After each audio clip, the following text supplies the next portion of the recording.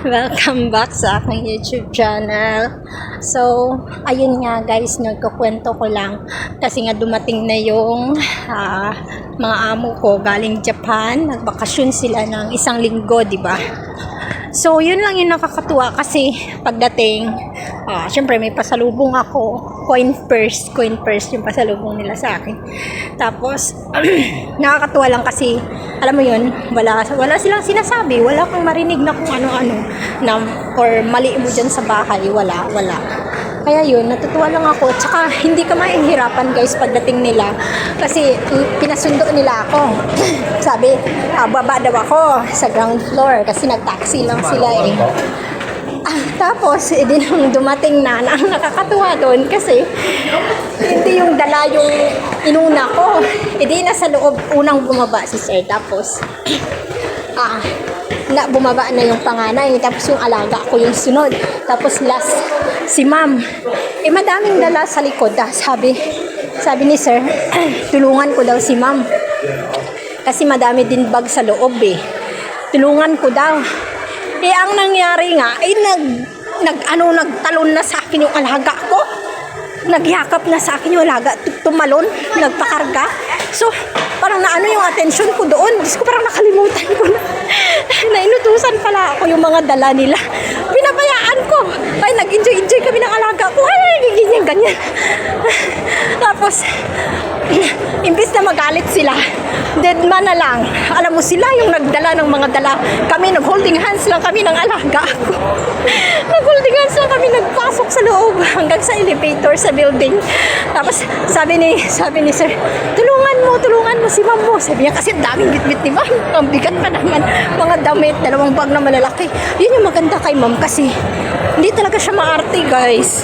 Oo. Alam mo yung mabilis siya kumilos. Tapos, sa mga gawain, ang bilis niya. Mabilis siya kumilos kasi parang tumboy-tumboy ba siya? Hindi siya gaya ng ibang babaeng mahinhin. Hindi, maliit lang si ma'am kasing liit ko lang pero mabilis siya kumilos. Tsaka hindi siya, alam mo, wala siyang arte kahit ang bibigat ng mga dala niyan palagi. 2 bag na malalaki. Yung binibit-bit lang, yun yung kanyang dala, mga labahin nila. Kaya sabi ni sir, tulungan mo si ma'am. Sabi ni ma'am, it's okay, sabi ganun ni ma'am. Baliwala lang, it's okay. Kasi nga, yung alaga ko, yung inaatupag ko, Diyos ko, kami ng alaga ko, yung nag-holding hands lang kami, papasok ng building namin. Tapos wala lang, napatingin na lang si sir pa. Parang, wala na, tahimik na lang sila hanggang doon sa loob sa bahay. Pakarga yung alaga ko, na-miss niya siguro ako. Ay, Diyos ko, hindi ko na nakatulungan yung mga bag nila, hindi ko na naasikaso ba. Silang dalawa mag-asawa yung hirap na hirap. Ang dami pa naman, mga maleta, tapos mga bag. Ay, Diyos ko, kay sir, magkabilaan, apat-apat yung bitbit niya. Natatawa na lang ako. Sabi ko, nakakahiya. Buti na lang, hindi naman maarte sila.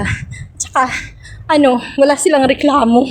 Ay, yun lang nakakatuwa. Tapos, wala kang maririnig sa kanila na at saka hindi mo problemahin yung guys, yung mga dala nilang labahin.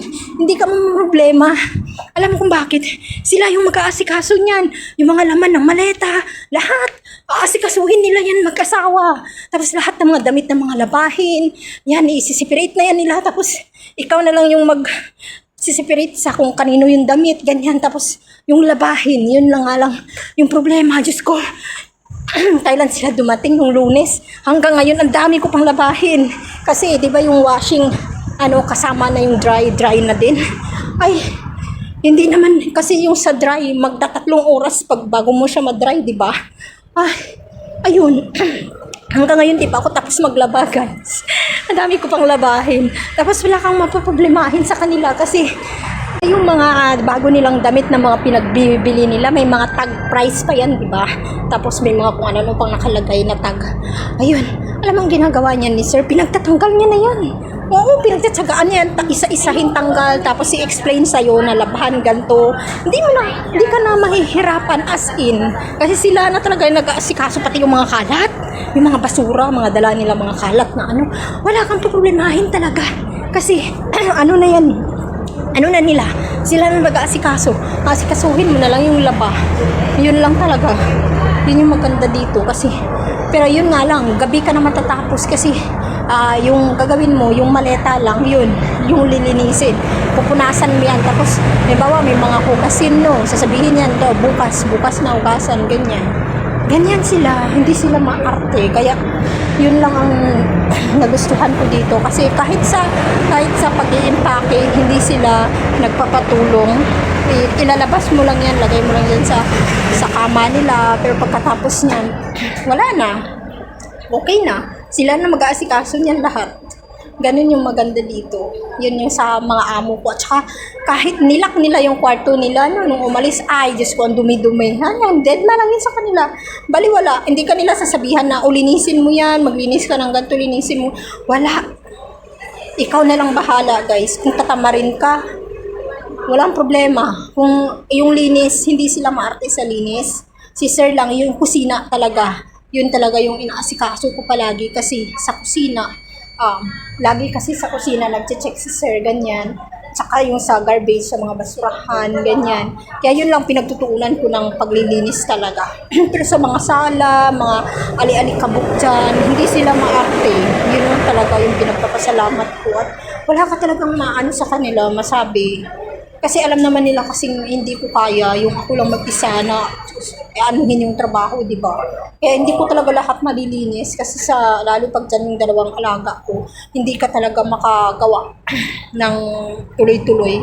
Kasi putol-putol talaga. So, ayun. Tapos, 2 araw silang hindi kumain sa bahay. Hindi sila nag-dinner. Simula nung dumating sila, hindi sila nag-dinner sa bahay.